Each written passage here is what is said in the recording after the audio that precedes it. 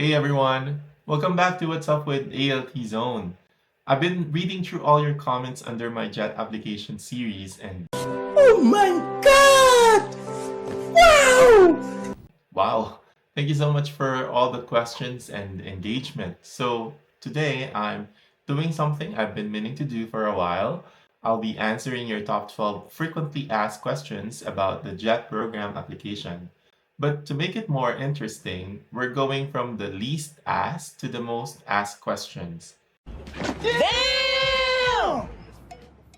There are so many questions on the comment sections, but I've listed only 12 to make this video a little bit shorter. Some of this I've already discussed in my past videos, and some answers can even be found on the application form or application guidelines. So if that's the case, and to avoid spoon feeding you future JET ALTs, I'll point you to those for the full explanation. All right, let's get started.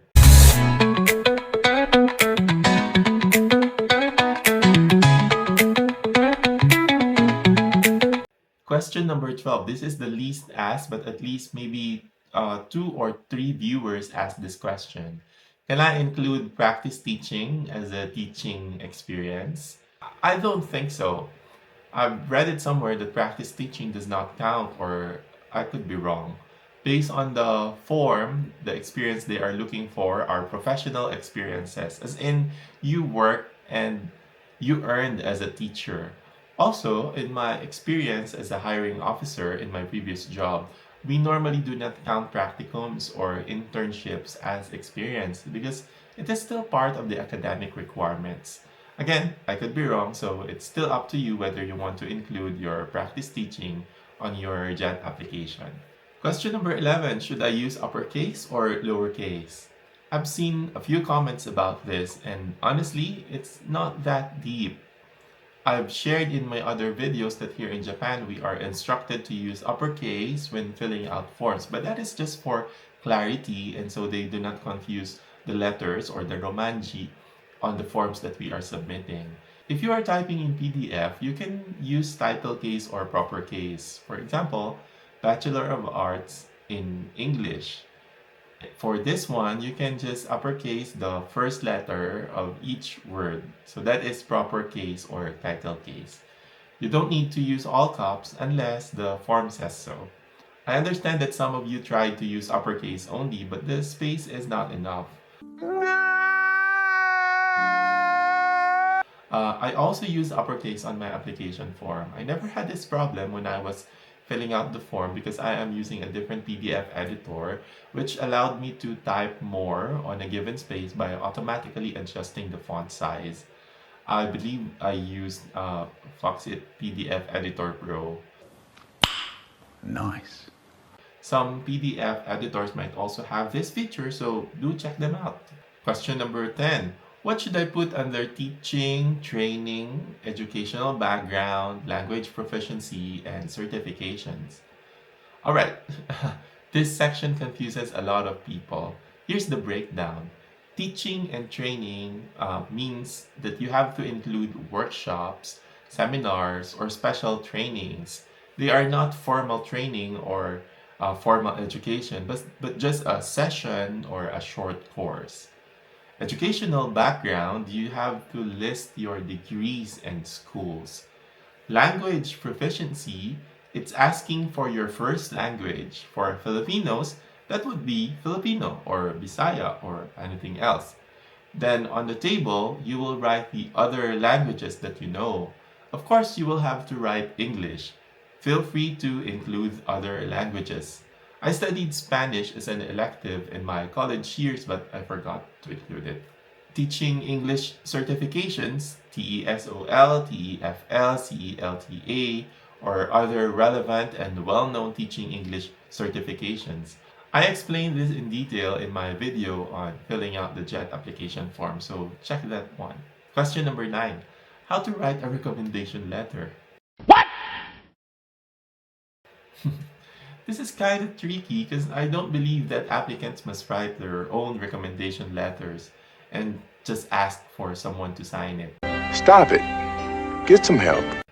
I always ask for recommendation letters from people that I admire, people that I respect, or people that served as my mentor. They are always happy to write me elegant recommendation letter, but honestly, if they ask me to write my own recommendation letter, I might just look for somebody else. Why are you running?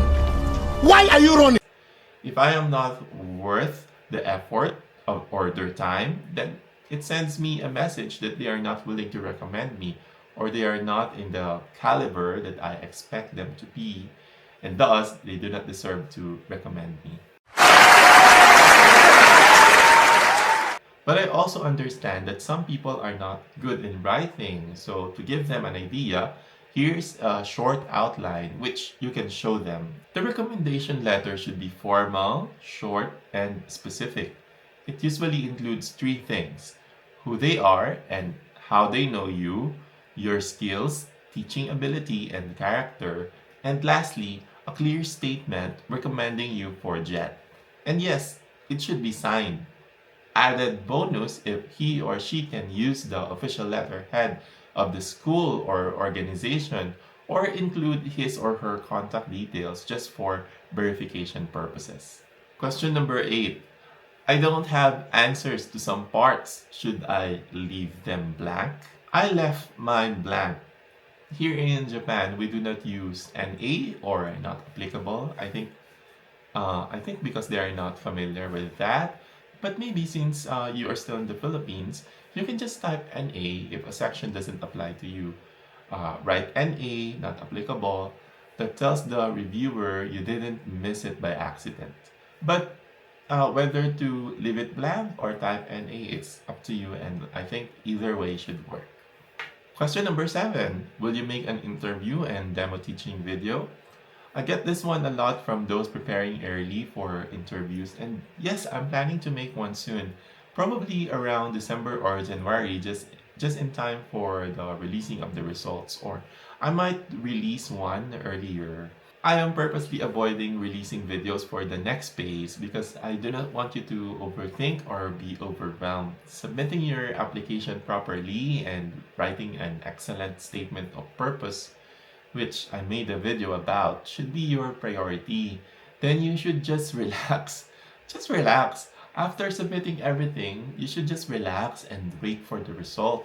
Overthinking and over preparing for the next step without even knowing the result will just heighten your anxiety and frustration if you do not make it.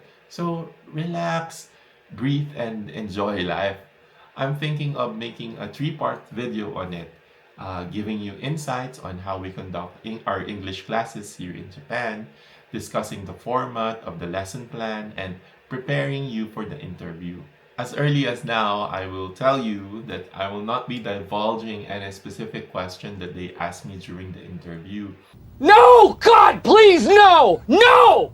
This is to keep the effectivity of those questions and to honor the request of the panelists who interviewed me. However, I will teach you how to answer common interview questions, what your demeanor should be, and other interview tips. So stay tuned to What's Up with ALT Zone by subscribing and turning on the notification bell. Question 6.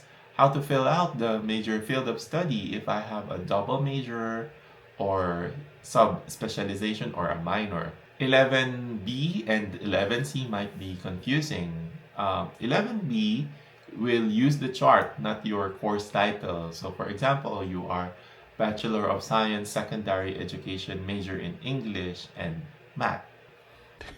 Yeah, boy. Just an example, but usually those who major in English do not like math. And same thing goes for those who majored in math. It would be interesting to know if someone majored in both. So comment below if you are major in English and major in math. So again, for example, you took Bachelor of Science in Secondary Education, major in English, and major in math. So on the first boxes and space, you will write 3-1 English for your first major. Then on the other boxes and space, you will write 5-5 Mathematics and tick major. If it is a minor, then tick minor.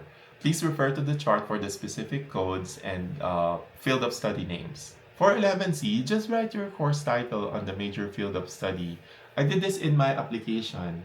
For example, Bachelor of Science in Secondary Education, major in English, or Bachelor of Elementary Education, or whatever your course is. Okay, so we are down to our top 5 questions. Question number 5. Do I really have to write the document numbers, handwritten or printed, small or big? Like what I said on my previous videos, yes, this is very important. You should include document numbers on the upper right corner of the first page of each document. I have discussed this on my previous video, so please watch it for more details. These numbers help the embassy or the JET coordinators match your documents quickly. It can be typed or handwritten, just make sure it's clear and consistent. No need for huge text, small and neat works perfectly. I use a fine marker to write mine, so yes, mine was just handwritten.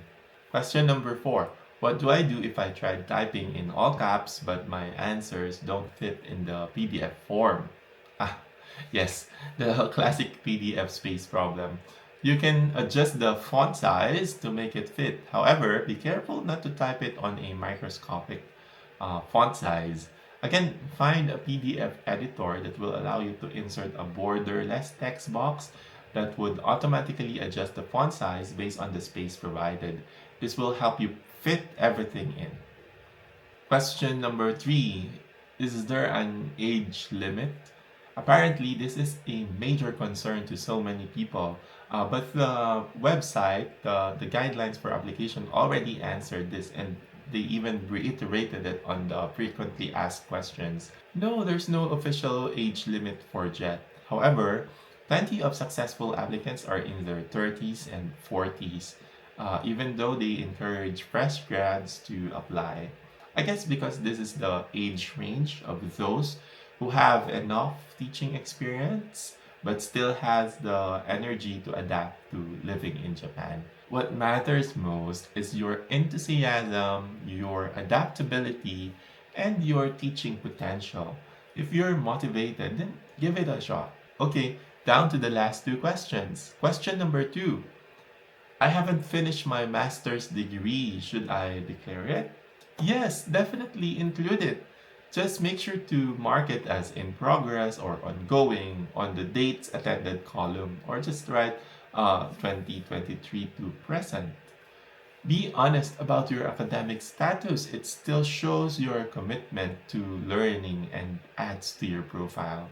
Okay, and the number 1 question, or the most asked question of the year, goes to where can I find the block name? There's nothing on the chart, just the block code.